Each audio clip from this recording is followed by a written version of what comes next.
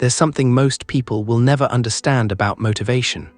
And today, you'll discover why samurai never struggled with it, while you check your phone for inspiration quotes every morning. Have you ever wondered how a warrior could wake up at 3:30 a.m. every single day for decades without a motivational podcast? How they trained in freezing cold, scorching heat, and pouring rain without needing a workout buddy? How they maintained perfect discipline without accountability apps, streak counters, or Instagram posts celebrating their consistency? The answer isn't what you think. It has nothing to do with being tougher than you. It has everything to do with something they understood about human nature that you've been lied to about your entire life.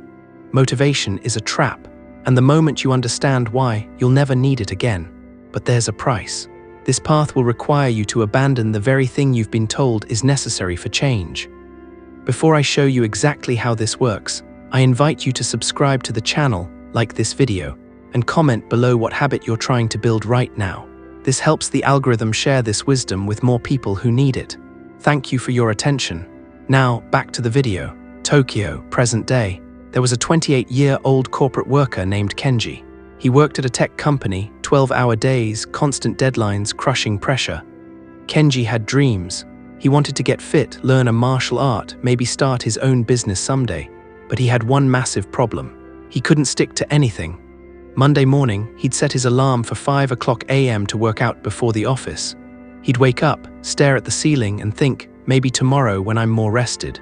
He bought a gym membership 3 times, cancelled it 3 times. He started meditation apps, deleted them after a week. He read self-help books about discipline, got motivated for exactly 4 days. The pattern was always identical. Sunday night, total clarity about what he needed to do. Monday morning, complete amnesia about why it mattered. By Wednesday, he'd convinced himself he'd start fresh next week. His girlfriend noticed, "Kenji, you always start things with so much energy. What happens?" He didn't know how to answer because he didn't understand it himself. He had motivation. In fact, he had lots of it. So why did it always disappear exactly when he needed it most? Until the day he met an old man in a park who would show him why motivation is the enemy of action. It was a Saturday morning. Kenji was sitting on a bench, scrolling through fitness transformation videos on his phone, feeling that familiar surge of motivation building. An elderly man sat down next to him. Kenji barely noticed until the man spoke. "You've been sitting here for 20 minutes watching other people exercise. Why not just exercise?" Kenji looked up, slightly embarrassed. "I'm getting motivated." The old man laughed, not mockingly, but with genuine amusement. "Ah, so you need to feel a certain way before you can act, doesn't everyone?" The old man shook his head. "No, warriors don't. My grandfather was a samurai. Real samurai, not the movie kind. He taught me something about motivation that modern people have completely backwards." Kenji put his phone down. Something about this man's presence commanded attention. "What did he teach you?" "He taught me that motivation is a luxury samurai couldn't afford. And that's exactly what made them unstoppable." The old man's name was Takeshi. Over the next hour, sitting on that park bench, he explained something that would completely rewire how Kenji understood discipline. In feudal Japan, Takeshi explained, samurai lived by Bushido, the way of the warrior. But here's what nobody tells you about Bushido. It wasn't about being inspired. It was about being inevitable. "Imagine you're a samurai," Takeshi said. "It's winter. Snow is falling. It's 3:30 in the morning. The cold is bone deep. You've been up until midnight serving your lord. You got maybe 3 hours of sleep. Now the bell rings for morning practice. Tell me, Kenji, do you think that samurai laid in bed thinking, 'Do I feel motivated to train today?'" Kenji thought about it. Probably not. Exactly. Because the question never existed in his mind. The bell rings, the body moves. No negotiation, no decision, no motivation required. This is what modern people don't understand. They think samurai were disciplined because they had strong motivation. The truth is the opposite. Samurai were disciplined because they eliminated the need for motivation entirely. Takeshi explained that samurai operated on a principle modern psychology has only recently discovered. When you rely on motivation, you've already lost, because motivation is an emotion. And emotions are, whether constantly changing, completely unreliable. "Think about your last relationship," Takeshi said. "In the beginning, you felt motivated to text her, see her, make her happy, right?" Kenji nodded. "And after a few years, did you still feel that same level of motivation every single day?" Well, no, but you still showed up, right? You still cared for her even on days when you didn't feel particularly romantic. Why? Because your commitment existed independent of your feelings. That's the secret. Samurai didn't commit to training when they felt like it. They committed their identity to being someone who trains. The feeling was irrelevant. Bushido, the samurai code, was built on principles like rectitude, courage, loyalty, and self-discipline. Not because these were easy to feel, but because they were chosen as identity markers regardless of emotion. Takeshi continued, "My grandfather told me, a samurai does not wait to feel brave before entering battle. If he waited for that feeling, he would die before fighting. He acts and courage appears in the action, not before it." This hit Kenji like a punch. He'd been waiting to feel motivated before acting, but what if it worked the opposite way? What if action created motivation? Not the other way around. "Here's what you need to understand," Takeshi said. "Motivation is like a visitor. Sometimes it comes, sometimes it doesn't. You can't control when it arrives. But discipline is like breathing. It doesn't ask permission. It doesn't check your emotional state. It simply is." Samurai structured their entire day around ritual and routine, practices that happened automatically regardless of how they felt, from pre-dawn meditation to martial training to cultural pursuits like calligraphy and tea ceremony. The key was removing decision from the equation entirely. When my grandfather woke at 3:30 a.m., he didn't decide whether to meditate. Meditation simply happened at 3:30 a.m. When the sun reached a certain point, weapons training simply happened. No thoughts, no feelings, no negotiations, just movement. Kenji was fascinated but skeptical. "That sounds almost robotic. Where's the humanity in that?" Takeshi smiled. "You have it backwards. That structure is what created space for humanity. When you waste mental energy every morning deciding whether to work out, you're exhausted before you even start your day. When the decision is already made, when the action is automatic, your mind is free to actually be present during the action. That's when you experience flow. That's when life becomes vivid," he continued. Samurai practiced something called shujyo, austere training, not because they enjoyed suffering, but because they understood that comfort is the enemy of growth. They sat under freezing waterfalls. They fasted for days. They trained until their hands bled. And here's what nobody tells you about that.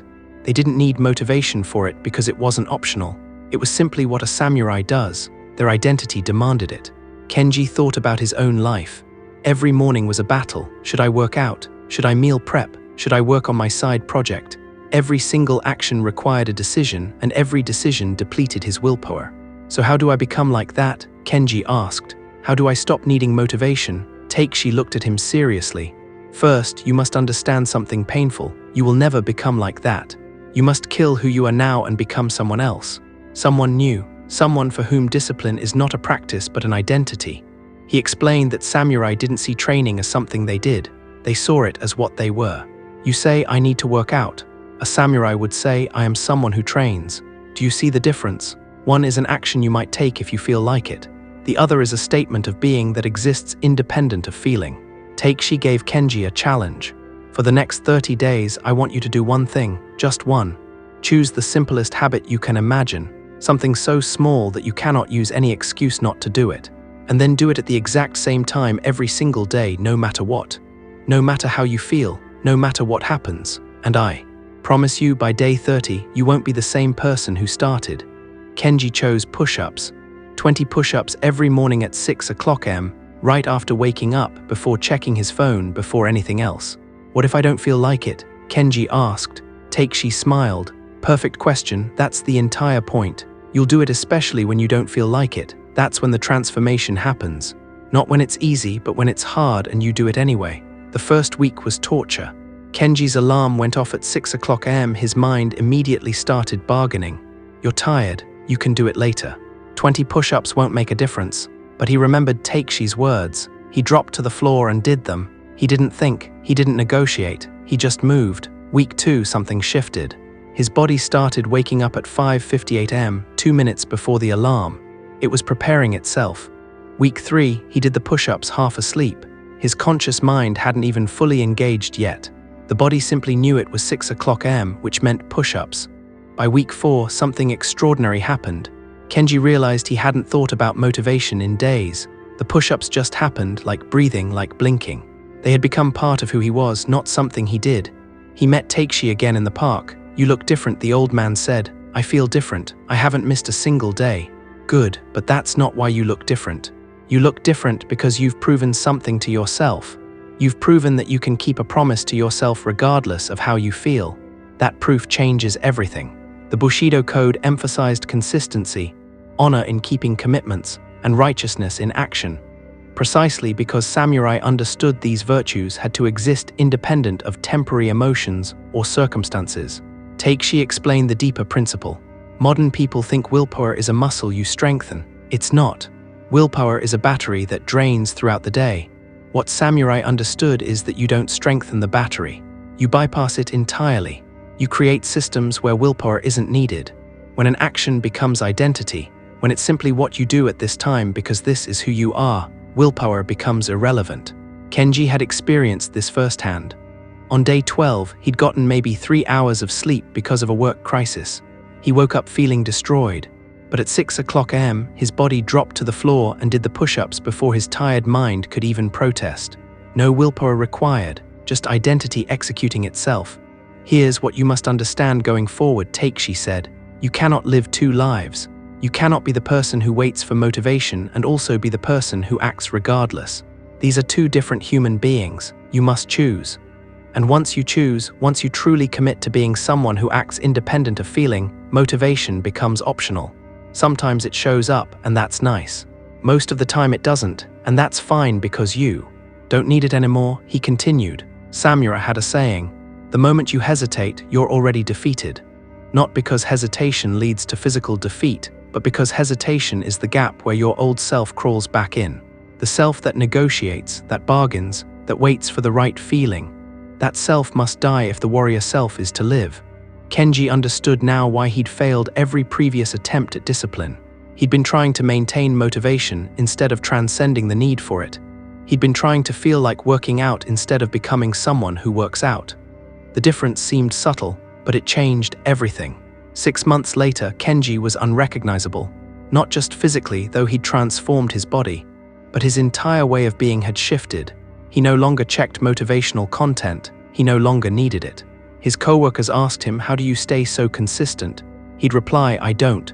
Consistency implies effort. I just am this way now." They didn't understand. They thought he was being arrogant, but Kenji knew the truth. He wasn't being arrogant. He was being accurate. He'd killed the version of himself that needed motivation and become someone for whom discipline was simply breathing. The question I want to leave you with today is this. Are you ready to stop trying to feel motivated and start becoming someone who acts regardless? Because you can't have both.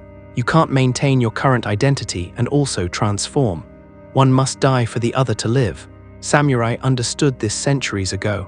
They didn't need motivation because they'd transcended it.